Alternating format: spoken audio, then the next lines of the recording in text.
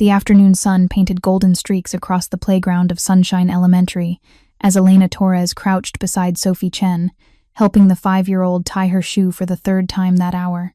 Sophie's tiny fingers fumbled with the laces, her face scrunched in concentration that made Elena's heart squeeze with affection. Like bunny ears, remember? Elena guided the small hands gently. One loop, then the other. I got it, Miss Elena. Sophie's face lit up with triumph as the bow, lopsided but secure, finally held. She bounced on her toes, pigtails flying. Can I go on the swings now? Preparing and narrating this type of story took us long efforts and hard work. So if you are enjoying the story, please consider subscribing to our channel. Yes, but stay where I can see you. Elena straightened, brushing playground dust from her knees. Her sensible khaki pants and cheerful yellow cardigan marked her as exactly what she was, a kindergarten teacher who'd long ago accepted. That fashion took a backseat to practicality when working with 20 energetic 5-year-olds. Around her, the controlled chaos of outdoor time continued. Marcus and Jayden were building an elaborate sandcastle that would probably end in tears when one of them inevitably knocked it over. The twins, Mia and Maya, were engaged in an intense debate about whether butterflies or ladybugs were prettier, and little Tommy Reeves sat alone by the fence again, drawing in the dirt with a stick. Elena made a mental note to check on Tommy. He'd been withdrawn since his parents' divorce 3 months ago. Later, she'd sit with him during snack time, maybe coax him into talking about his drawings. Miss Elena, her teaching assistant, Carmen Rodriguez, called from near the building. Sophie's mom just texted she's running 20 minutes late for pickup. Traffic on the bridge. No problem. I'll keep her with me until Mrs. Chen arrives.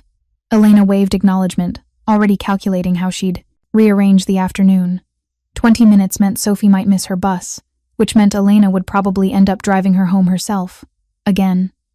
Not that she minded. The Chen family lived 3 blocks from her own modest apartment, and Sophie's mother worked double shifts at the hospital to support her daughter alone. Single parents trying their best, Elena had a soft spot for them. Reminded her of her own mother, who'd worked herself to exhaustion raising Elena and her younger brother after their father left. Don't think about Daniel, she told herself firmly, pushing away the familiar ache. Not here. Not now. The kids need you present. 5 years since she'd lost her little brother, and the wound still felt fresh some days. 19 years old, full of dreams about college and becoming an architect, cut down in a drive-by shooting that the police had marked as gang-related and then promptly forgotten about. Just another statistic in a neighborhood where violence was background noise. That loss had brought her here, to Sunshine Elementary, to a school in a working-class neighborhood that desperately needed teachers who cared. Every child she protected, every smile she earned, every fear she soothed, it was penance and purpose wrapped together. Miss Elena, watch me, Sophie called from the swings, pumping her legs with determined enthusiasm that didn't quite translate to forward momentum. I'm watching. You're doing great. Elena kept one eye on Sophie while scanning the rest of her charges. 20 kids, 20 sets of parents trusting her to keep their babies safe. A responsibility she never took lightly. The black SUV appeared so suddenly that Elena's first thought was that it had jumped the curb. It screeched to a halt directly in front of the school gates, blocking the entrance with aggressive precision. The tinted windows made it impossible to see inside, but the vehicle itself screamed money and danger in equal measure. Mercedes, probably custom, with chrome accents that caught the afternoon light like knives. Elena's teacher instincts kicked in immediately. Carmen, get the kids inside. Now. But Carmen was already moving, her own street smarts reading the situation instantly. Come on, everyone. Inside for special snack time. But we just had snack. Marcus protested. Extra snack, Carmen said firmly, starting to herd children toward the building. Move it, amigos. Elena did a quick head count as kids streamed past her. 19. She was missing Sophie. Sophie, come here, honey. The little girl was still on the swings, oblivious to the SUV, singing to herself as she swayed gently back and forth. The playground fence separated them from the street, but it was chain link, barely an obstacle. Elena started toward Sophie just as the SUV's doors opened. 4 men emerged. No, 5. They moved with the coordinated precision of people who'd done this before, spreading out to control the space. All wore expensive suits that fit too well to be off the rack. All had the same watchful, predatory stillness that made Elena's skin prickle with warning. But it was the sixth man who commanded attention. He unfolded from the back seat with unhurried grace, tall enough that he had to duck slightly as he exited. Dark hair swept back from a face that could have been carved from marble-sharp cheekbones, strong jaw, a mouth set in a line that suggested smiling wasn't a frequent occurrence. His suit probably cost more than Elena made in 3 months, charcoal gray with a subtle pinstripe that screamed bespoke tailoring. But it was his eyes that caught her. Even from this distance, even through the chain-link fence, she could see they were pale gray or maybe blue, cold as winter ice. Those eyes were scanning the street with mechanical precision, cataloging threats and exits and angles of approach. Then they fixed on something or someone and everything about the man's posture changed. Went from watchful to hunting. "Please," a voice gasped. "Please, I just need more time." A seventh figure appeared from behind a parked car across the street. Male, late 30s, wearing a wrinkled suit that had probably been nice once. He was backing away from the men, hands raised in placation, face pale with fear. "Time?"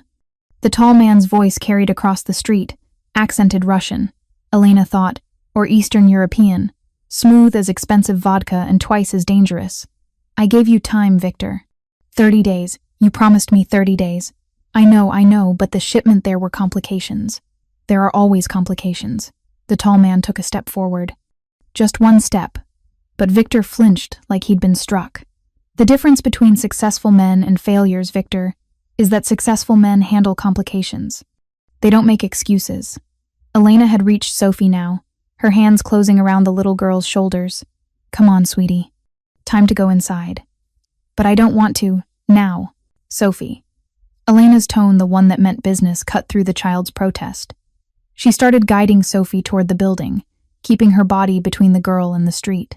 That's when Victor made his mistake.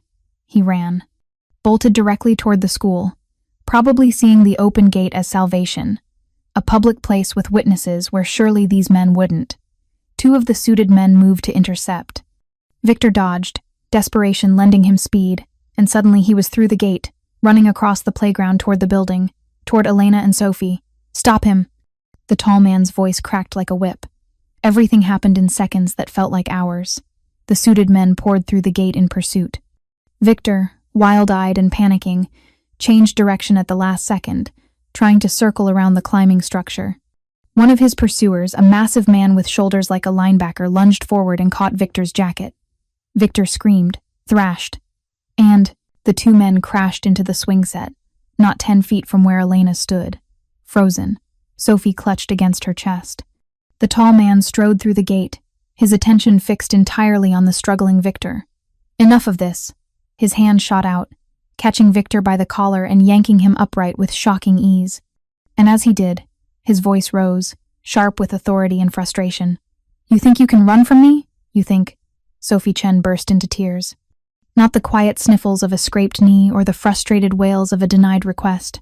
These were the terrified, hiccuping sobs of a child confronted with something her 5-year-old mind couldn't process. Men shouting, violence erupting in her safe space, the tall man's harsh voice cutting through the afternoon like breaking glass. "Shh, baby, it's okay." Elena tried to soothe her, but Sophie was shaking, her small body trembling against Elena's hip. "It's okay, I've got you." The tall man froze. His head turned, those pale eyes finally registering what his single-minded focus had missed. A child, crying, because of him. For a moment, something flickered across his face. Not quite regret. Men like him probably didn't do regret, but surprise. Maybe. Calculation, definitely. His hand was still fisted in Victor's collar, but his attention had shifted entirely. "Get them out of here," he said quietly to one of his men.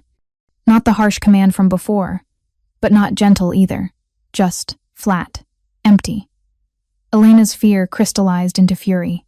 She'd spent 5 years working with children traumatized by violence, 5 years watching kids flinch at loud noises, have nightmares about gunshots, develop anxiety disorders before they lost their baby teeth. 5 years in a neighborhood where children learned to hit the floor at the sound of firecrackers because they'd learned the hard way that some bangs weren't celebrations. 5 years since she'd held her mother while she screamed at Daniel's funeral, since she'd promised herself that she'd protect kids the way no one had protected her brother. And this man, this expensive, dangerous man, had just brought his violence into her playground. had made Sophie cry with terror in what should be her safe space. Elena gently set Sophie down, turning her toward Carmen, who'd reappeared in the doorway. "Carmen, take Sophie inside. Now. Miss Elena, now." Something in Elena's voice must have penetrated Sophie's tears.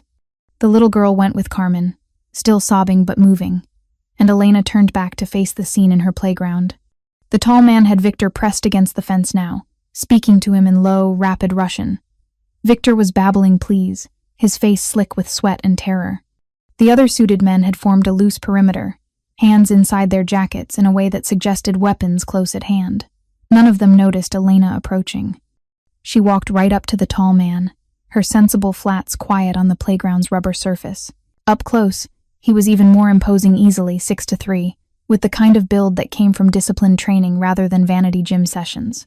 The scent of expensive cologne mixed with something sharper. Gunpowder, maybe. Or just the metallic tang of violence waiting to happen. "Excuse me." He didn't turn, didn't acknowledge her existence. Just kept talking to Victor in that same cold, measured tone. Elena did something she'd never done before in her 7 years of teaching. She grabbed his shoulder, yanked him around to face her, and slapped him across the face as hard as she could. The crack of palm against skin echoed across the playground. For a heartbeat, the world stopped breathing. The tall man's head had turned with the impact, a red mark already blooming across his sharp cheekbone. Slowly, with the deliberate control of a predator deciding whether something was prey or threat, he turned his face back to look at her. Up close, his eyes weren't gray or blue. They were both, shifting like storm clouds, currently wide with shock. No one had apparently hit him in a very long time. His men moved instantly, hands emerging from jackets with weapons that glinted in the afternoon sun. Elena heard the distinctive click of safeties being released, felt the sudden presence of gun barrels pointed in her direction. She didn't care. "Get off my playground." Each word came out sharp as broken glass. "Right now, before I call the police and have you arrested for trespassing, assault, and traumatizing a 5-year-old child." The tall man blinked. Then, impossibly, the corner of his mouth twitched. "Stand down," he said quietly, and the guns disappeared as smoothly as they'd appeared. He released Victor, who sagged against the fence, and turned his full attention to Elena. "You just struck me. You just made one of my students cry." Elena stood her ground, though her hand was stinging and her heart was hammering so hard she could hear it in her ears. "This is a school, a place where children should feel safe. And you," she gestured at Victor, at the armed men, at the whole aggressive tableau, "you brought whatever criminal enterprise you're running right into their playground. Criminal enterprise." He said the words like he was tasting them, testing their flavor. "Interesting assumption. You have 5 armed men, a hostage, and you're speaking Russian while threatening someone. I'm not stupid, and I don't care what kind of businessman you think you are." Elena crossed her arms. "You have 30 seconds to leave before I call 911. And if you think I won't, try me." One of his men, the massive one who'd tackled Victor, spoke up in Russian. The tall man responded without breaking eye contact with Elena, his tone carrying clear authority. Whatever he said made his men look at each other with expressions caught between amusement and disbelief. "My associate thinks I should have you removed," the tall man said conversationally. "Perhaps. Arrested for assault. I have witnesses after all." "Go ahead." Elena pulled out her phone. "I'll have my lawyer mention that you were trespassing on school property during class hours, that you created a dangerous situation around minors, and that I acted in defense of my students. See which story the judge prefers." For a long moment, he studied her face. Elena forced herself not to look away, not to show the fear that was making her hands shake. She'd learned early that predators, human ones, anyway, responded to confidence. Show weakness, and they'd pounce. "What's your name?" he asked finally. "None of your business. Are you leaving, or am I calling the police?" "I'm leaving." He straightened his jacket with precise movements, then gestured to Victor. "Bring him. We'll finish our conversation elsewhere." Victor made a small sound of terror but didn't resist as 2 men hauled him toward the SUV. The tall man started to follow, then paused, turning back to Elena. "That child," he said quietly. "The one who was crying. She's all right?" The question surprised her. There was something in his voice, not quite concern, but not the cold emptiness from before either. Something human, almost, She will be, Elena said. Once you're gone and she can't see men with guns in her playground anymore. He nodded once, a strange expression crossing his face. I apologize for frightening her. That was not my intention. Then he was moving toward the SUV, his men falling into formation around him like they'd rehearsed it 1,000 times. Elena watched them load Victor into the vehicle, watched the doors close with expensive precision, watched the SUV pull away from the curb and disappear into traffic. Only when it was completely out of sight did Elena's legs start shaking. Holy shit! Carmen was beside her suddenly, having appeared from the building without Elena noticing. Elena, do you have any idea what you just did? Defended my students? You slapped Adrian Volkov. Carmen's voice was barely above a whisper. The Adrian Volkov. Girl, you're either the bravest person I've ever met or the craziest. Elena looked at her assistant teacher, whose face had gone pale beneath her normally warm brown complexion. Who? You don't. Carmen shook her head in disbelief. Volkov runs half the port operations in this city, maybe more. Everyone in the neighborhood knows who he is, knows not to mess with his people, and you just slapped him. The adrenaline was wearing off now, leaving Elena cold and shaky. She looked at her right hand, which was still tingling from the impact, and tried to process what Carmen was saying. I didn't know, she said numbly. I just saw Sophie crying, and I know why you did it. Carmen grabbed Elena's shoulders, her expression somewhere between terrified and impressed. But Elena, men like Volkov, they don't forget things like this. They don't let disrespect slide, especially not in front of their people. He was in the wrong. But even as Elena said it, she felt fear creeping in to replace the righteous anger. He came onto school property. He created a dangerous situation. None of that matters to men like him. Carmen glanced toward the street nervously. Look, maybe it'll be fine. Maybe he'll let it go because you were protecting a kid. But you need to be careful, okay? Watch your back for a while. Elena wanted to argue, wanted to insist that this was America and rule of law, and people couldn't just retaliate for being called out on bad behavior. But she'd grown up in this neighborhood. She'd lost her brother to the kind of violence that men like Adrian Volkov apparently controlled. She knew better than to think rules always applied. I should check on Sophie, Elena said, needing to do something, anything, other than stand here shaking. Make sure she's okay. Inside, the kindergarten classroom was quiet. Carmen had put on a cartoon, Bluey, the kids' current favorite, and most of them were absorbed in the antics of the animated dog family. But Sophie sat apart from the others, curled up in the reading corner with her thumb in her mouth, a habit she'd broken months ago. Elena settled beside her, letting the little girl climb into her lap without a word. Sophie's small body was still trembling. I'm sorry you got scared, sweetheart, Elena murmured into Sophie's hair. That must have been really frightening. The man was yelling, Sophie said around her thumb. He was so loud and angry. I thought... Her voice broke. I thought he was going to hurt someone. I know.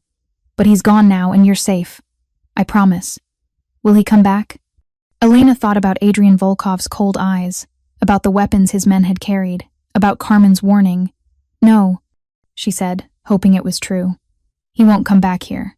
This is your safe place, remember? Nothing bad happens in our classroom. It was a lie, and they both knew it. Sophie had seen the truth today that safety was an illusion, that violence could intrude anywhere, that the adult promises of protection were sometimes just wishes wrapped in certainty. But Sophie was 5, and 5-year-olds needed to believe in safety, even when the world proved them wrong.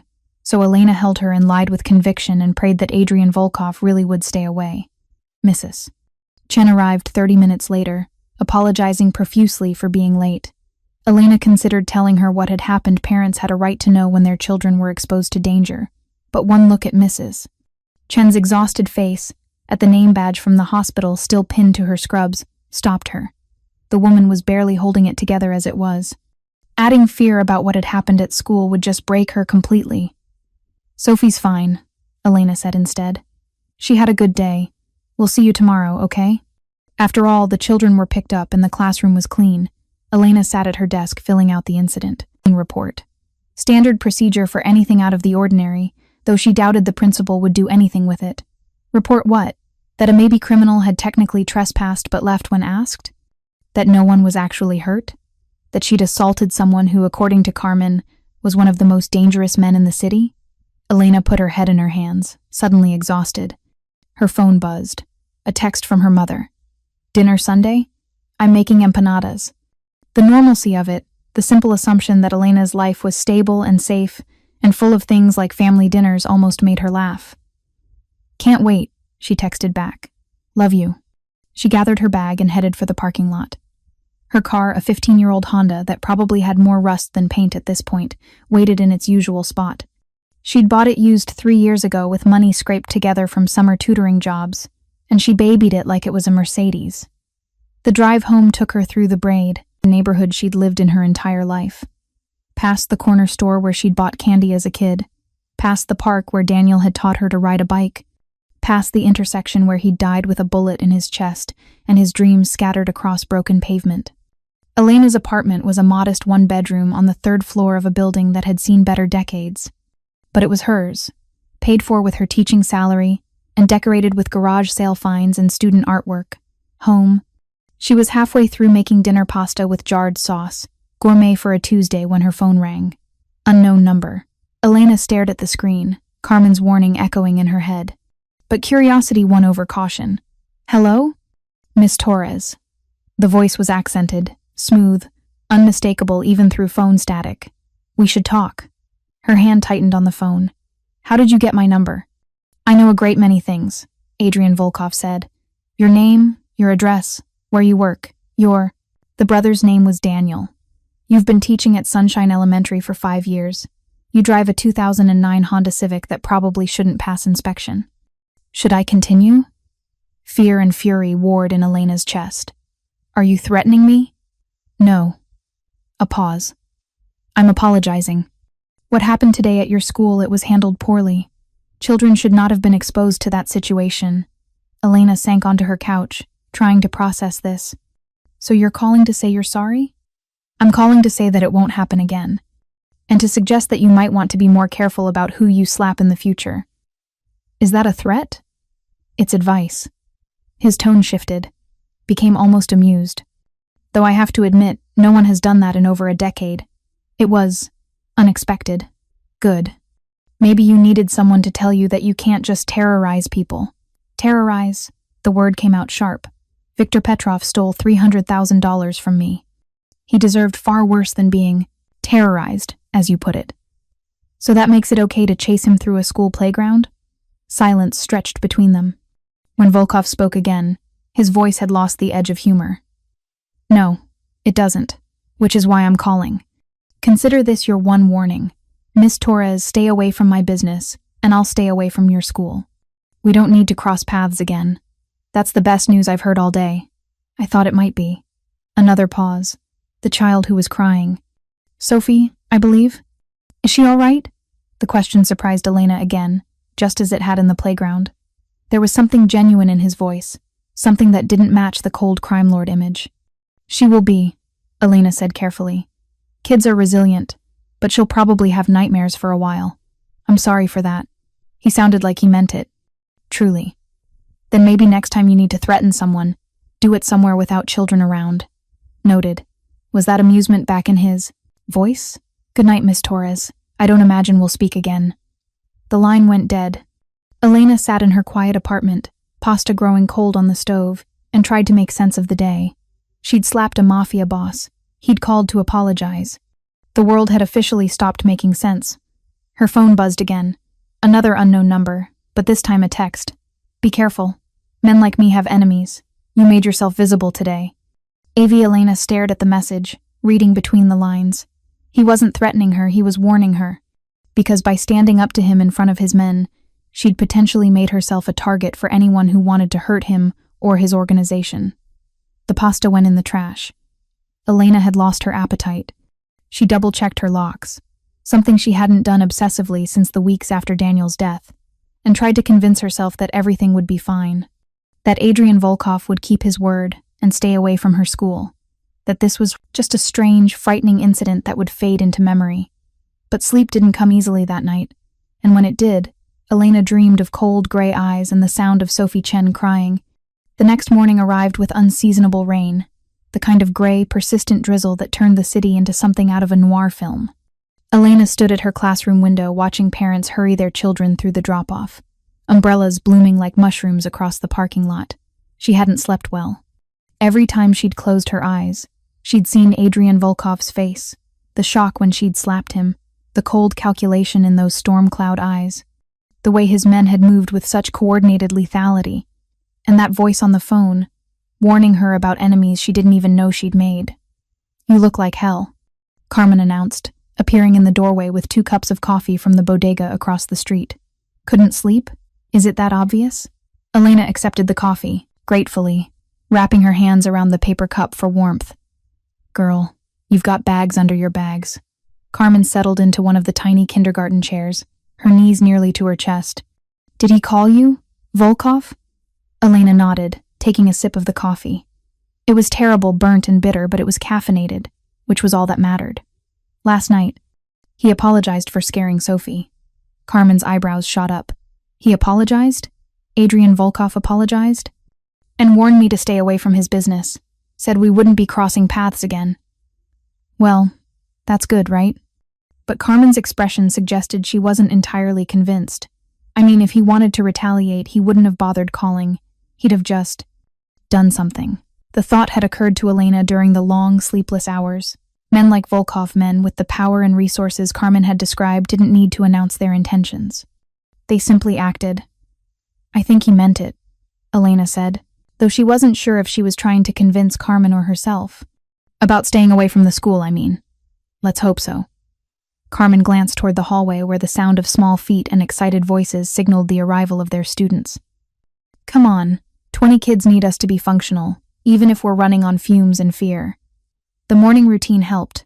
There was something grounding about the familiar chaos of kindergarten taking attendance, reviewing the calendar, reading the morning story while 20 small bodies wiggled on the carpet. Elena let herself sink into it, let the normalcy wash away the lingering unease from yesterday. Sophie Chen arrived with her mother at 8:47, 13 minutes late. Mrs. Chen looked even more exhausted than usual, dark circles under her eyes matching Elena's own. "I'm so sorry, Mrs. Chen said, keeping her voice low as other parents streamed past. "Sophie had nightmares last night, kept waking up crying. I almost kept her home, but she insisted on coming to school." Elena's heart clenched. "I'm sorry to hear that. Did something happen yesterday that might have upset her?" She hated lying by omission, but what was she supposed to say? "Oh yes, your daughter witnessed an armed confrontation between a Mafia boss and his debtor right here on our playground. My fault for not warning you sooner." Mrs. Chen shook her head. "I don't know. She wouldn't tell me what the nightmares were about. Just kept saying the angry man over and over." She looked at Elena with desperate hope. "You'll keep an eye on her today? Make sure she's okay?" "Of course. Always." After Mrs. Chen left, Elena crouched beside Sophie, who was clinging to her mother's leg with unusual intensity. "Hey, sweetie. Ready for a fun day? We're going to paint rainbows during art time." Sophie's small face was pale, her eyes red-rimmed from crying. "Is the angry man coming back?" Elena's throat tightened. "No, honey. He's not coming back. I promise." "But what if he does?" Sophie's voice dropped to a whisper. "What if he yells again? Then I'll make sure you're safe." Elena pulled Sophie into a gentle hug. "That's my job, remember? To keep all of you safe. And I'm very, very good at my job." It took another 10 minutes to coax Sophie away from the doorway and into the classroom. Even then, she stayed close to Elena's side during morning circle time, her small hand clutching Elena's sleeve like a lifeline. The day progressed in fits and starts. Sophie flinched every time a car drove past the playground. During outdoor time, which Elena had seriously considered canceling, the little girl refused to go near the swings or the fence line. She stayed pressed against the building wall, eyes scanning the street with a wariness no 5-year-old should possess. "This is bad," Carmen murmured during lunch, watching Sophie pick at her sandwich without eating. "She's traumatized, Elena. Really traumatized." "I know." Elena felt the guilt settle, heavy in her stomach. "I should have gotten them all inside faster. Should have." "Don't." Carmen cut her off firmly. "You got them to safety. You protected them. What happened yesterday wasn't your fault." But it felt like her fault. Felt like she'd failed in the one thing that mattered most, keeping her students safe from the kind of violence that had taken her brother. At 2:15, while the kids were having quiet time with their books, Elena's phone buzzed. She glanced at it, expecting a message from her mother, or maybe the dentist's office confirming her appointment. Instead, it was an unknown number with a simple message. Black sedan, north parking lot. 5 minutes. Come alone. Elena's blood ran cold. She looked out the window and saw it a sleek black Mercedes sedan that definitely hadn't been there during lunch. Tinted windows. Engine running. Waiting. Carmen, Elena said quietly, not taking her eyes off the car. Can you watch them for a few minutes? I need to handle something. Carmen followed her gaze and went pale. Elena, no. Whatever this is, don't. I'll be fine. Just stay with the kids. Elena was already moving toward the door, her heart hammering. If I'm not back in 15 minutes, call the police. Elena. But Elena was already out the door, walking down the hallway with measured steps that didn't match her racing pulse. Stay calm. Stay in control. Don't show fear. The parking lot was nearly empty, most teachers still in their classrooms. Rain had picked up again, turning the asphalt slick and reflective. Elena walked toward the Mercedes, acutely aware that she was completely exposed, completely vulnerable. The back door opened as she approached. Adrian Volkov sat inside, looking impossibly relaxed, despite the tension radiating from his posture. He wore another expensive suit navy this time, with a crisp white shirt that made his pale eyes seem even more striking. His left hand rested on his knee. His right hand was out of sight, probably holding a weapon. Get in, he said. Not a request. I'm working. Whatever this is. 5 minutes of your time, Miss Torres. That's all I'm asking. Elena glanced back at the school building, at the windows where her classroom was. Carmen would be watching. If Elena didn't come back, she'd call for help. Not that help would arrive in time if Volkov wanted to hurt her.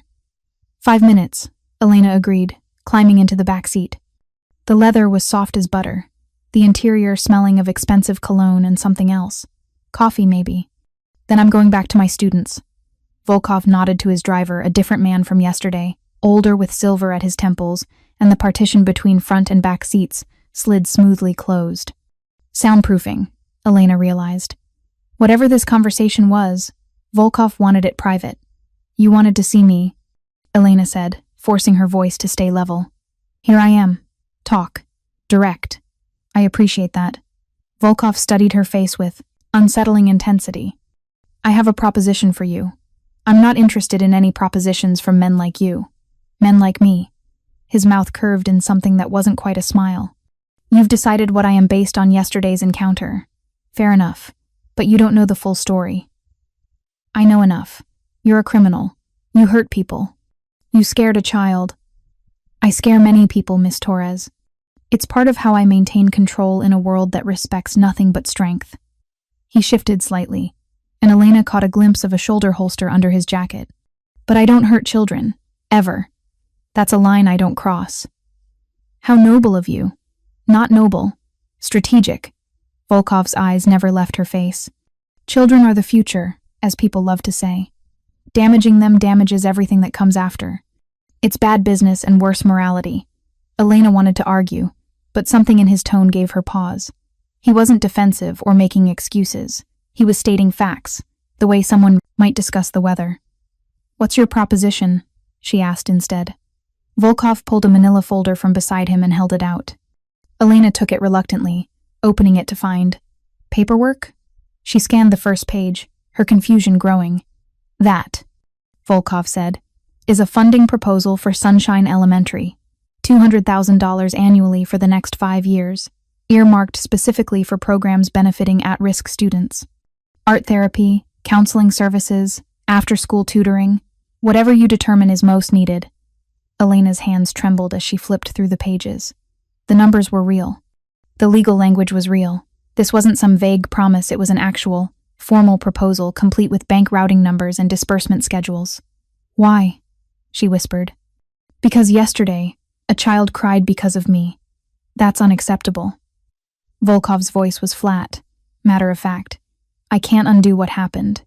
But I can ensure it doesn't happen again, and I can. Provide resources to help children who've experienced worse. This is guilt money. This is practical money. He leaned forward slightly, Miss Torres, Elena, may I call you Elena? No. Miss Torres, then. Was that amusement flickering in his eyes? I'm aware of your background. Your brother Daniel was killed 5 years ago in what police called gang violence. You've been teaching in this neighborhood ever since, working with children who come from similar circumstances. You spend half your salary on classroom supplies. You drive a car that's held together with hope and duct tape because you can't afford better. Elena's jaw tightened. You've been investigating me. I investigate everyone who enters my sphere of awareness. It's survival. Volkov gestured to the folder. You need resources. Your school needs resources. I'm offering them. The only string attached is that you accept them. There are always strings with men like you. Not this time. He settled back, watching her. Though I am curious about something. Yesterday you slapped me. In front of my men, in front of Viktor Petrov, in front of God and everyone. Do you have any idea what that could have cost you? Elena met his gaze steadily. I was protecting my student. I'd do it again. Yes. Volkov said the word like it meant something significant. I believe you would. That's rare. In my experience, most people calculate risk before acting. They weigh consequences, consider angles, protect themselves first. He tilted his head. You didn't hesitate. You saw a threat to a child and you acted, regardless of personal danger. That's either breathtakingly stupid or incredibly brave. Which do you think it is? I think, Volkov said slowly, that you're the first genuinely fearless person I've met in a decade. Everyone else is either too smart to challenge me or too afraid to try. But you? You didn't care who I was. You saw wrong being done and you stopped it. The way he said it with something almost like respect made Elena's skin prickle. This was dangerous. Not the physical danger of guns and violence, but something more subtle. The danger of being seen, truly seen, by someone who shouldn't matter. I don't want your money, Elena said, closing the folder and holding it out. And I don't want your attention. I just want you to stay away from my school. The money isn't for you. It's for the children. Volkov didn't take the folder back. And I will stay away from your school. But the funding stands regardless of whether you accept it personally. The paperwork has already been filed with the school district. The first disbursement arrives next week. Elena stared at him, trying to understand. You're giving us $1 million. Just like that. I'm investing in the community where I do business. It's good policy. He opened the car door, letting in rain and cold air. Your 5 minutes are up, Miss Torres. Go back to your students. They need you more than I do. Elena climbed out, still clutching the folder, her mind reeling. She was halfway across the parking lot when his voice stopped her. Miss Torres. She turned. Volkov was standing beside the car now, rain darkening his expensive suit, his pale eyes serious. The warning I gave you last night about my enemies, I meant it. You made yourself visible. Be careful. Then he was back in the car, and the Mercedes was pulling smoothly out of the parking lot, disappearing into traffic, as if the entire encounter had been a hallucination. Elena stood in the rain, holding a folder worth $1 million, and wondered what the hell had just happened. Carmen was waiting in the classroom doorway when Elena returned, her expression caught between terror and relief. You're alive. Thank God. I was about to call every cop in the city. I'm fine. Elena's clothes were damp from the rain, but she barely noticed. He just... About what?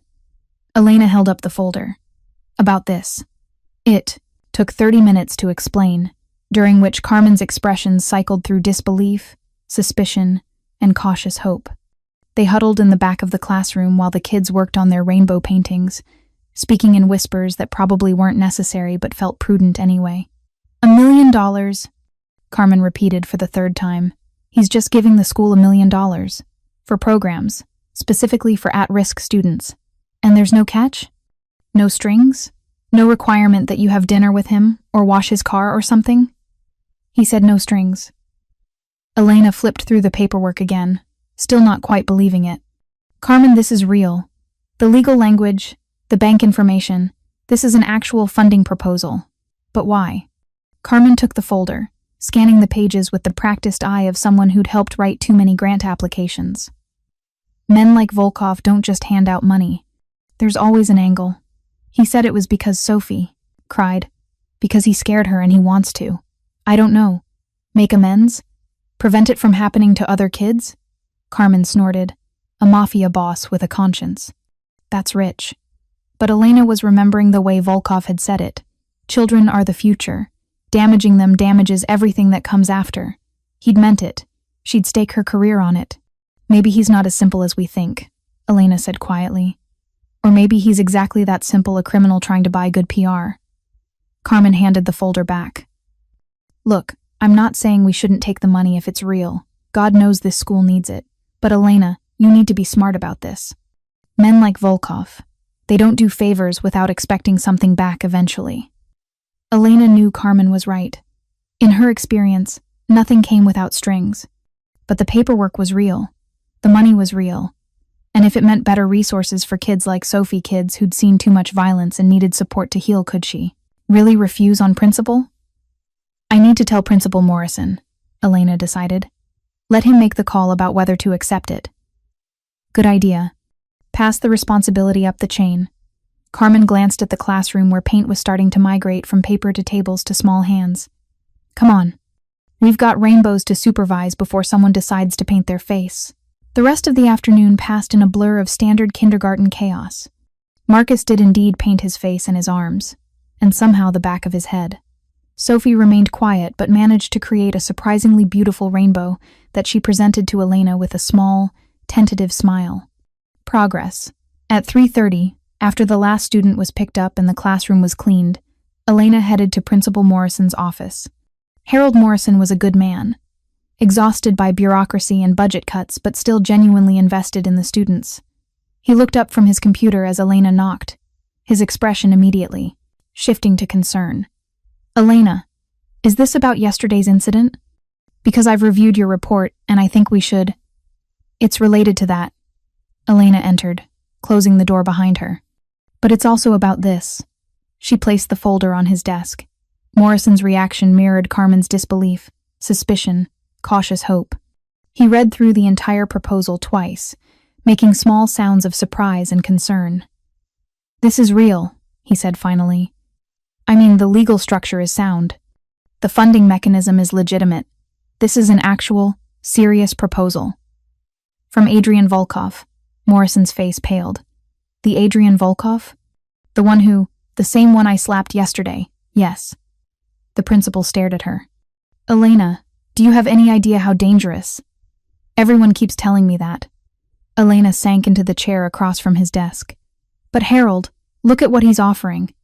$1 million over 5 years for programs we desperately need.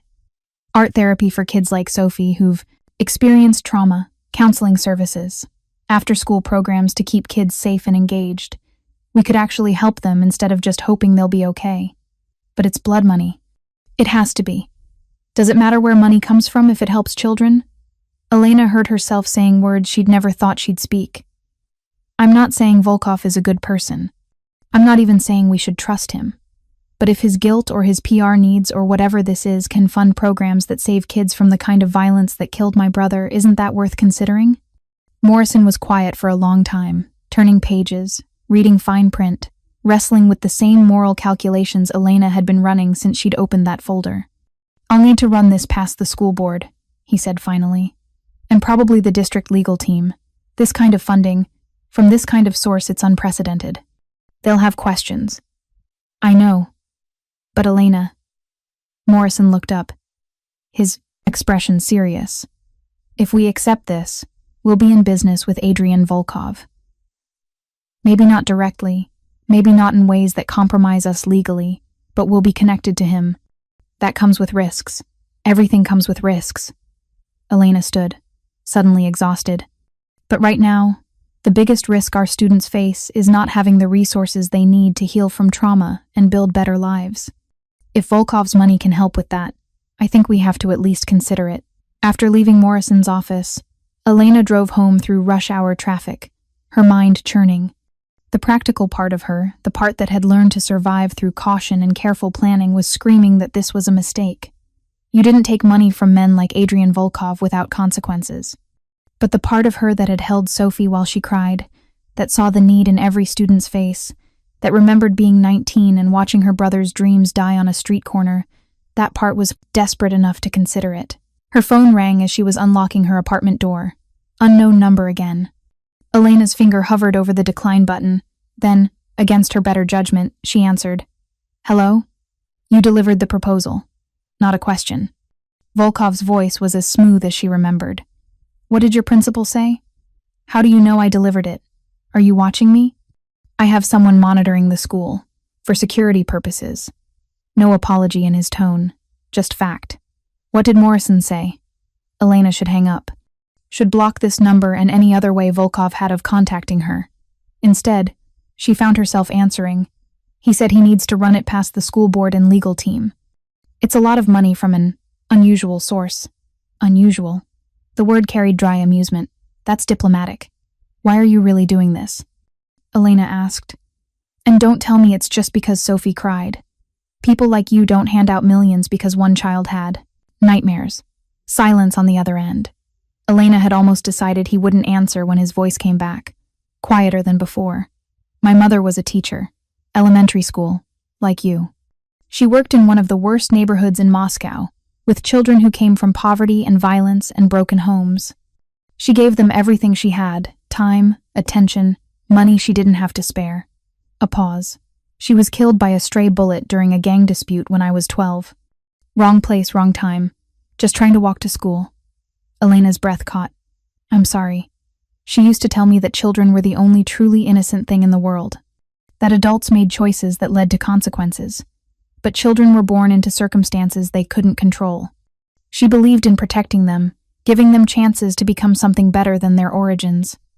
Another pause. "I didn't understand it then. I was angry at her for caring more about her students than her own safety. But now you understand," Elena finished softly. "Now I have the resources to do what she couldn't, to protect and provide." His voice hardened slightly. "So yes, Sophie's tears matter. Every child's tears matter.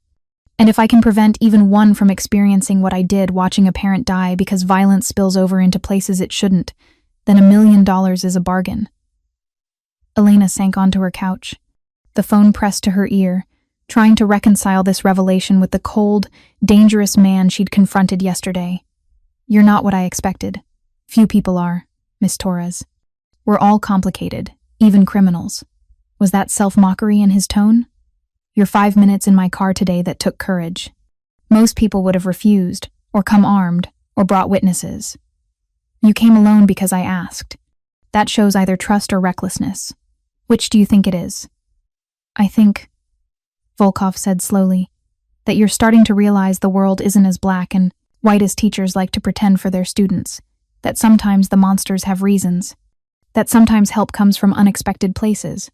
That doesn't make you less dangerous." "No, it doesn't," he agreed readily. "I'm still everything you think I am, Elena. I've killed people. I'll kill again if necessary.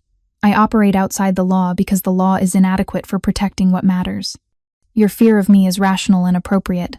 The casual admission should have terrified her. Instead, Elena felt oddly calm. At least he wasn't lying, wasn't pretending to be something he wasn't. "Why tell me this?" she asked. "Because you asked. And because I think you deserve honesty, even uncomfortable honesty." A car horn sounded in the background on his end. "I should go. I have business to attend to." "But Elena?" The use of her first name sent an unexpected flutter through her chest. "Yes?" "The offer stands regardless of whether your school accepts it. If the board refuses the ponderance, formal funding, I'll find other ways to ensure your students get what they need. Equipment donations, anonymous scholarships, whatever works. This isn't about credit or recognition. It's about results." The line went dead before Elena could respond. She sat in her darkening apartment, rain pattering against the windows, and tried to understand what was happening. Yesterday, Adrian Volkov had been a simple villain, a dangerous man who'd brought violence into her world. Today, he was something more complicated. A criminal, yes, but one motivated by grief and a twisted sense of honor. A killer who drew lines about harming children. A man who carried his mother's ideals like a weapon against the darkness he'd chosen to inhabit. Elena should stay away from him. Should let the school board make their decision and never speak to Adrian Volkov again. But she knew, with absolute certainty, that their paths would cross again. That this strange connection forged in a moment of violence and crystallized through mutual understanding, wasn't finished, and the most terrifying part was that she wasn't sure she wanted it to be. The school board meeting was scheduled for Friday evening, which gave Elena 3 days to second-guess every decision that had led to this moment. 3 days of watching Sophie slowly return to normal, of fielding questions from Carmen about Volkov's intentions, of lying awake at night wondering if accepting blood money made her complicit in whatever crimes funded it. Thursday afternoon brought an unexpected visitor. Elena was organizing the art supply closet, a task she'd been putting off for weeks when Carmen appeared in the doorway with an expression that suggested trouble. "There's someone here to see you," Carmen said carefully. "Says his name is Marko Dmitriev. He's in the main office." Elena's stomach dropped. She recognized that name from her late-night internet research about Volkov's organization. Marko Dmitriev was his second in command, his consigliere, the man who handled the details Volkov himself wouldn't touch. Did he say what he wants? No. But Elena, he's got 2 guys with him and they all look like they eat glass for breakfast. Morrison's about to have a heart attack. Elena found Marko Dmitriev standing in the main office, somehow making the cheerful space with its student artwork and motivational posters feel menacing. He was shorter than Volkov, maybe 5 to 10, with iron gray hair and the kind of weathered face that suggested he'd seen too much. His suit was expensive but understated, and his eyes flat and assessing tracked Elena's approach with professional precision. "Miss Torres." His accent was thicker than Volkov's, more obviously Russian. "I apologize for arriving unannounced. May we speak privately?" Principal Morrison started to protest, but Elena held up a hand. "It's fine, Harold. We can use my classroom." "I don't think—" "It's fine," Elena repeated, more firmly. She looked at Dmitriev. "Your associates can wait here." Something that might have been respect flickered across Dmitriev's face. "Of course." Elena led him to her classroom, acutely aware of the 2 bodyguards watching from the office, of Carmen hovering nearby with her phone visible, ready to call for help if needed. The kindergarten classroom with its tiny chairs and alphabet posters felt absurd as a meeting place for whatever this was. Dmitriev glanced around, taking in the student artwork covering the walls, the reading corner with its worn cushions, the shelf of donated books. "You've made it welcoming. The children must feel safe here." "That's the goal." Elena remained standing, not offering him a seat. "Why are you here, Mr. Dmitriev?" "Marko, please." He pulled an envelope from his jacket, holding it out. "Mr. Volkov asked me to deliver this personally." Elena took the envelope with trembling fingers. Inside was a single sheet of paper with a handwritten note in surprisingly elegant script.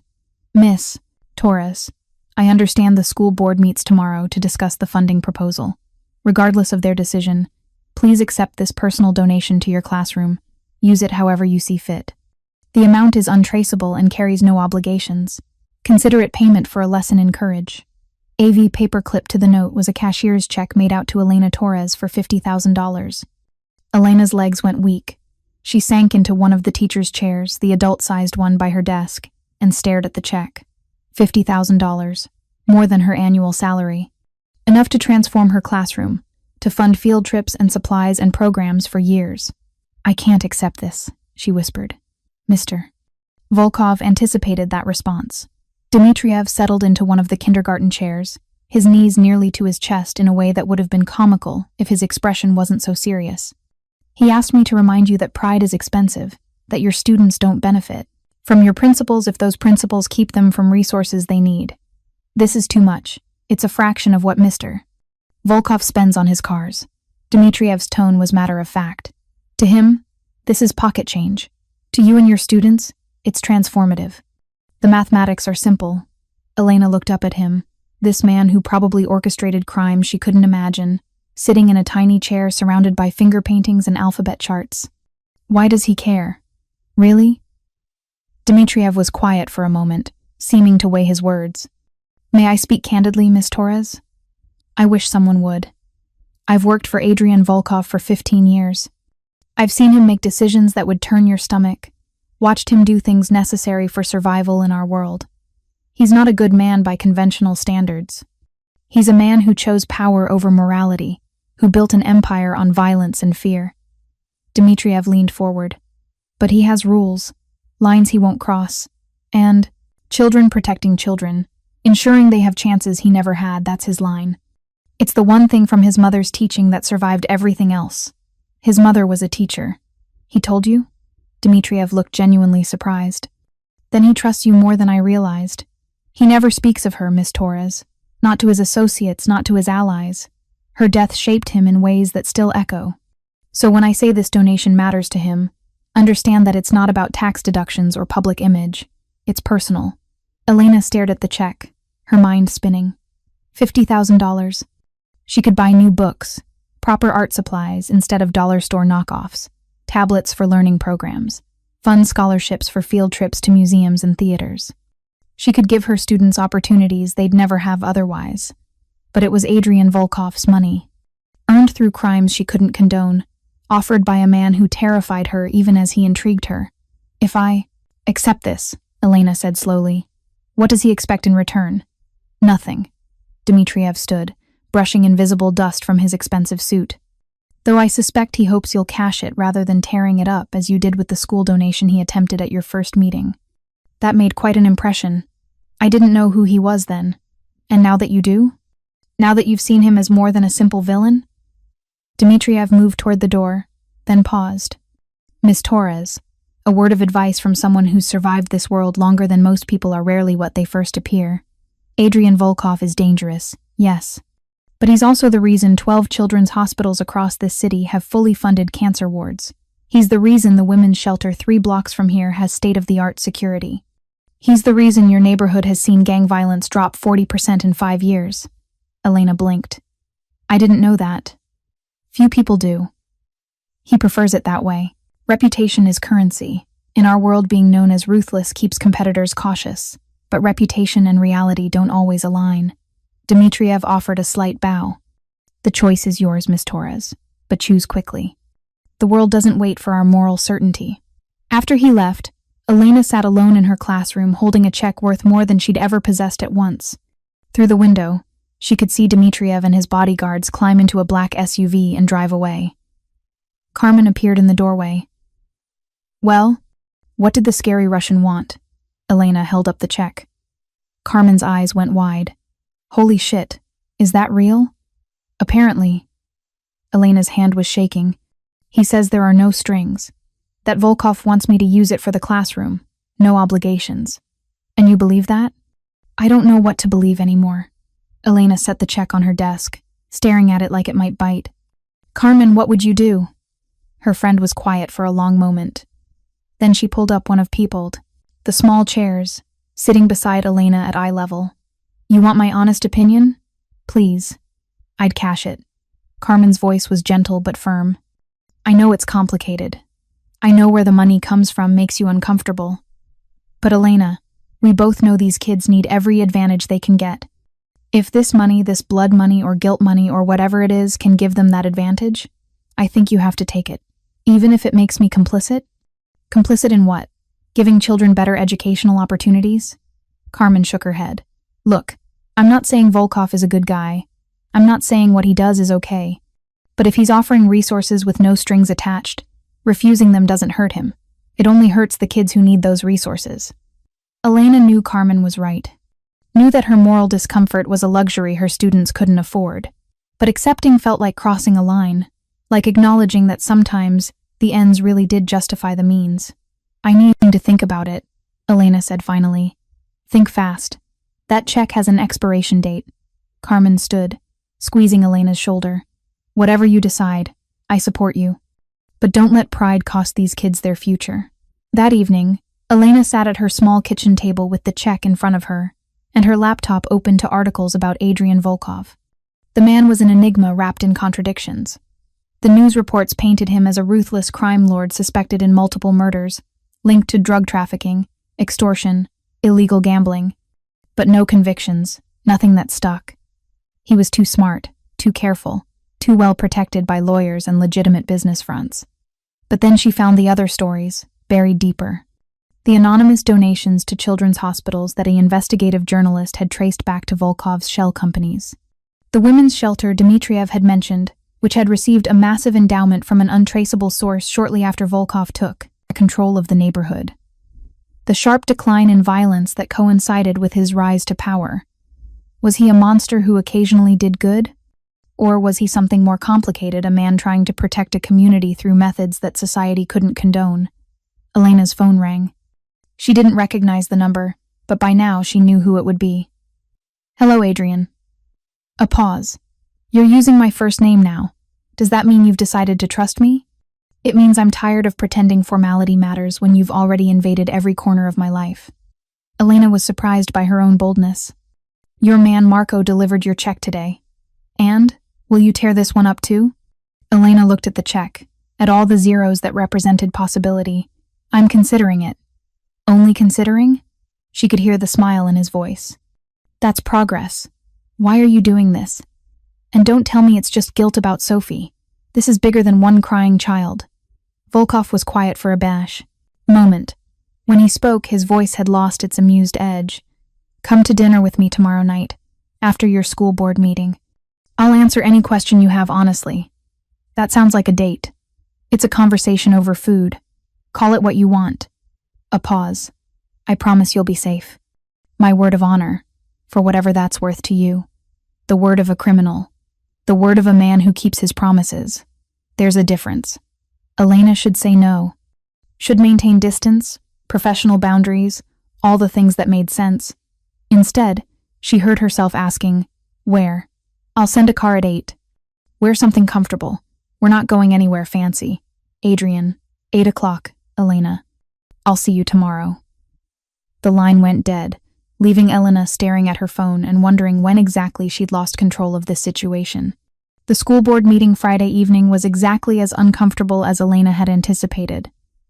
She sat in a rigid plastic chair while 7 board members and Principal Morrison debated whether to accept Adrian Volkov's funding proposal. It's blood money, insisted Margaret Chen, no relation to Sophie's mother, a retired librarian who'd been on the board for 20 years.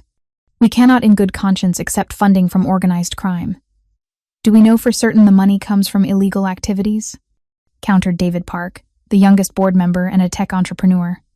The proposal shows funds coming from legitimate business accounts. Property development, security consultation, all above board. That's just money laundering with paperwork, Margaret shot back. Morrison cleared his throat. The district legal team has reviewed the proposal. They say it's structured legally. The funding comes from registered businesses with proper tax documentation. We can't refuse it based on speculation about the source. Can't or won't. Margaret's voice was sharp. Harold, everyone knows what Adrian Volkov is. Just because his lawyers are good doesn't mean his money is clean. Elena had remained quiet through most of the debate, but now she found herself standing. May I say something? Morrison nodded. Of course, Elena. You're the one who brought this to our attention. All eyes turned to her. Elena took a breath, choosing her words carefully. I understand the ethical concerns. Believe me, I've had every one of them myself. But I keep coming back to one question. If we refuse this money on moral grounds, who suffers? Not Adrian Volkov. He'll be fine regardless. The only ones who suffer are our students' kids who desperately need art therapy, counseling services, after-school programs that could literally save their lives. So we should compromise our principles for money? Margaret asked. I'm saying our principles don't keep Sophie Chen from having nightmares. They don't help Marcus process his father's incarceration. They don't give Tommy Reeves the support he needs to handle his parents. Divorce. Elena's voice strengthened. My brother died in gang violence 5 years ago. If anyone had offered him better options, better support, better opportunities to imagine a different future, maybe he'd still be alive. We can't save every child, but we can save some. And refusing resources because we don't like where they come from? That's pride, not principle. The room fell silent. Finally, David Park spoke. I move that we accept the funding proposal with the condition that we maintain complete autonomy over how the money is spent and that we require annual audits to ensure no strings are attached. I second, said another board member. The vote was 5-2 in favor. Margaret Chen voted against on principle, along with another board member who shared her concerns, but the majority ruled. Then it's settled, Morrison said, looking relieved and nervous in equal measure. Miss Torres, would you be willing to serve on the committee that oversees the fund allocation? Yes, Elena said, though her mind was already racing ahead to the evening's next challenge. Of course. At 7:45, Elena stood in front of her closet, trying to decide what one wore to dinner with a crime lord. Volkov had said somewhere not fancy, which ruled out the one cocktail dress she owned. But jeans felt too casual for a man who wore $1,000 suits like they were everyday clothing. She finally settled on dark slacks and a soft blue sweater that Carmen had once said brought out her eyes. Simple jewelry, practical flats. The overall effect was, teacher trying to look nice without trying too hard, which was probably accurate. The car arrived at precisely 8 o'clock. Not an SUV this time, but a sleek black sedan driven by the same silver-haired man from before. He opened the back door with professional courtesy. "Miss Torres." "I'm Sergey, Mr. Volkov asked me to assure you that you're perfectly safe." Elena climbed in, her heart pounding. "Where are we going?" "You'll see." They drove through the city as evening fell, streetlights flickering to life like fireflies. Elena expected to be taken to some exclusive restaurant, but instead they headed toward the waterfront, to a part of the docks she'd never visited. The car pulled up to a warehouse that had clearly been converted into something else. Through large windows, Elena could see warm light, exposed brick, what looked like a kitchen. Volkov was waiting outside, dressed down in dark jeans and a simple black sweater that somehow made him look more dangerous rather than less. Without the armor of his suits, she could see the lean muscle of his build, the way he moved with predatory grace. "Elena." He offered his hand to help her from the car. "Thank you for coming. Did I have a choice?" "You always have a choice." He led her toward the building. "That's the difference between us and the monsters. We offer options. They offer ultimatums." Inside, the warehouse had been transformed into an Honor Allen's impressive loft space. Open floor plan with a modern kitchen, comfortable furniture, floor-to-ceiling windows, overlooking the water. But what caught Elena's attention were the walls. Photographs. Dozens of them, maybe hundreds. Black and white images that captured moments of beauty in unexpected places. A child's smile in a run-down neighborhood, light streaming through broken windows, elderly hands holding fresh bread. "You're a photographer," Elena said, moving closer to study them. "An amateur." Volkov followed her, keeping a respectful distance. "My mother was the real artist. She taught me to see beauty in places others overlooked. These are attempts to honor that lesson." Elena studied the images with growing appreciation. They were good, genuinely good, with an eye for composition and moment that spoke of real talent. "You're better than amateur." High praise from someone who slapped me for frightening children. Was that warmth in his voice? "Come, dinner's ready."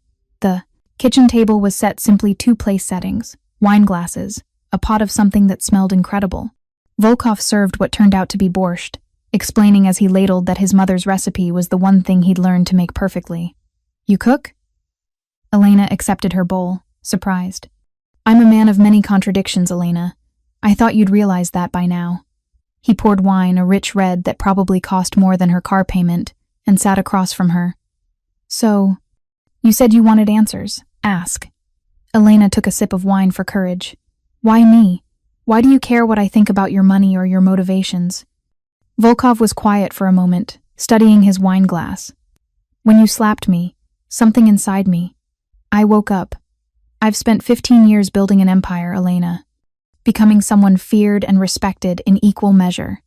And in that time, no one, not my enemies, not my allies, certainly not random civilians, has challenged me the way you did. You saw wrong being done and you stopped it, without calculation or hesitation. That kind of courage is..." He looked up, his pale eyes intense. "It's rare, precious, worth protecting. I'm not some prize to be won. No, you're a woman who reminds me that there are things worth fighting for beyond power and territory. You're a mirror showing me who I could have been if I'd made different choices." He set down his glass. "You asked me once why I care about children. It's because they still have the potential for that kind of pure courage you showed. They haven't learned yet to calculate, to compromise, to accept that sometimes evil wins. And if I can protect that innocence, preserve that possibility, maybe I can pretend I'm not entirely the monster circumstances made me." Elena's throat tightened. "That's a lot to put on a kindergarten teacher you barely know." "Is it? You put your life on the line for a 5-year-old you've known 5 months. We both protect what we value, Elena. We just use different methods. They ate in companionable silence for a while. The borscht was excellent, rich and complex, with flavors that spoke of care and time. Elena tried to reconcile this man cooking his mother's recipes, taking photographs of beauty, speaking honestly about his demons with the crime lord from the playground. "The school board accepted your funding," Elena said finally. Volkov's expression didn't change, but something in his posture relaxed. "Good. That's good. You'll make sure it's used well. I'm on the oversight committee. But Adrian..." She stopped, surprised by her own use of his first name. "This can't become a regular thing. You can't keep inserting yourself into my life." "Why not?" "Because you're dangerous. Because getting close to you puts a target on my back. Because I'm already too intrigued by you, and that terrifies me. Because it's not appropriate." "Appropriate." He said the word like it was foreign. "Elena, appropriate ended when you slapped me in front of my men. Appropriate ended when I called you instead of having you disappeared for that disrespect. We passed appropriate days ago. Now we're in uncharted territory. And the question isn't whether it's appropriate, but whether it's something you want. I don't know what I want. Then let me tell you what I want." Volkov leaned forward, his intensity almost physical. "I want to keep talking to you, to show you that the world isn't as simple as heroes and villains. I want to protect you from the consequences of your own courage. Because, Elena, you made yourself visible when you challenged me, and my enemies will notice. But more than that," he paused, "I want to be near someone who still believes people can be better than their circumstances. You make me remember there's more to life than power and survival." Elena's heart was racing. "That's not fair. You can't just..." Her phone rang, shattering the moment. Carmen's name flashed on the screen. "I should take this," Elena said, grateful for the interruption. "Of course." Elena stepped away, answering. "Carmen? What's wrong?" "Elena, thank God. Listen, something happened at the school. Someone broke into your classroom tonight." Elena's blood went cold. "What?" "Trashed the whole place. Spray-painted threats on the walls. Morrison called the cops, but Elena, the message. It said, 'Tell your boyfriend to watch his back. This is about Volkov, isn't it?'" Elena looked at Adrian, who had gone very still, his expression shifting into something cold and lethal. He'd heard. The warehouse's acoustics carried Carmen's voice clearly. "I'm coming right now," Elena said. "Don't touch anything. I'll be there in 20 minutes. She hung up and found Volkov already moving, pulling out his phone and speaking rapid Russian to someone on the other end. His entire demeanor had changed, the thoughtful photographer replaced by the crime lord she'd first met. "Sergey's bringing the car around," he said, his voice flat. "I'm coming with you, Adrian. Someone threatened you because of me. That makes it my responsibility." He looked at her, and Elena saw something dangerous in his eyes. "And my problem to solve." The classroom was destroyed. Spray paint covered the walls, crude threats, mixed with territorial gang symbols Elena recognized from her brother's death. "Volkov's whore dies next," was scrawled across her carefully curated reading corner. Adrian stood in the doorway, his expression carved from ice. "Catalano family," he said quietly. "They're trying to draw me out by targeting you." "Who are they?" "My competition. They've been losing territory for months. This is desperation." He turned to Elena, something almost like regret in his eyes. "I'm sorry. I warned you about visibility, but I underestimated how quickly they'd move." Elena looked at her destroyed classroom, 5 years of work, of building a safe space for traumatized children, gone in one night of violence. Fury replaced fear. "So fix it," she said. Adrian's eyebrows rose. "Fix it? You said you protect what's yours. You said children are your line." Elena stepped closer. "These kids lost their safe space because of your war. So end it. Fast. Then help me rebuild." Something shifted in his expression. Surprise. Respect. Something warmer. "You're not afraid." "I'm terrified. But I'm more angry than scared, and anger is useful." She met his cold eyes with her own determination. "Can you end this?" "Yes." No hesitation. "But it won't be clean, Elena. The Catalanos won't surrender peacefully. I don't need clean. I need my students safe." Adrian pulled out his phone, made 3 calls in rapid Russian. When he finished, he looked at Elena with an intensity that stole her breath. "It's done. By Monday, the Catalanos won't be a threat, and your classroom will be better than before. I'll personally fund the renovation. Why do you keep helping me? Because you're the first person in 15 years who's looked at me and seen possibility instead of just monster. He stepped closer. Because you make me want to be better than what I've become. Because... He stopped, seeming to wrestle with something. Because I'm falling for you, Elena. And that's dangerous for both of us. Elena's heart hammered. Adrian, you don't have to say anything. I know what I am.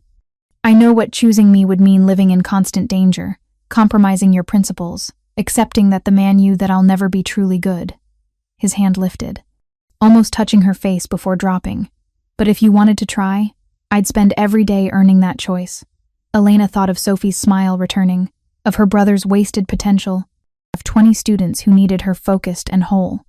She thought of this complicated, dangerous man who cooked his mother's recipes and photographed beauty and funded hospitals anonymously.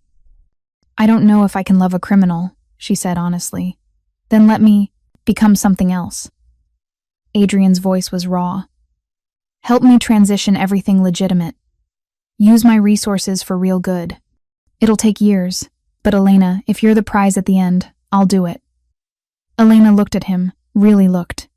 Saw the boy who'd lost his mother, the man trying to honor her memory through violence and charity in equal measure. The possibility of redemption if someone believed in him enough. Okay, she whispered. But I have conditions. Anything.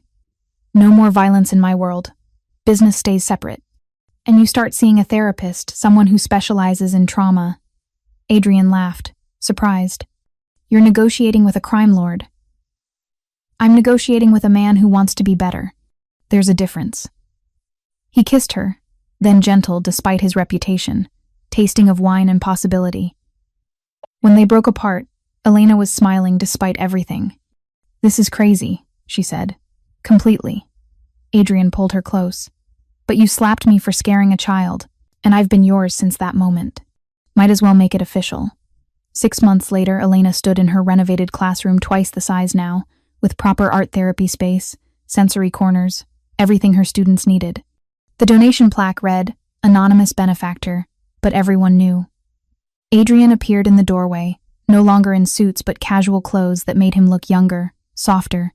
He'd kept his promise, divesting from illegal operations, transitioning to legitimate security consultation, funding programs throughout the city. Sophie Chen ran past, laughing, no longer afraid of the tall man who now volunteered reading stories on Fridays. Happy? Adrian asked, sliding his arm around Elena's waist. Getting there, Elena said, leaning into him. You? I'm teaching kindergartners about Russian fairy tales, and my enemies think I've gone soft. He kissed her temple. I've never been better. It wasn't a fairy tale ending. Adrian's past didn't disappear, and Elena still wrestled with the compromises love required. But it was real, complicated, and built on the truth that people could change if someone believed in them enough. And when Sophie hugged Adrian goodbye, completely unafraid, Elena knew they'd both found redemption in the most unexpected place. Preparing and narrating this type of story took us long efforts and hard work. So if you are enjoying the story, please consider subscribing to our channel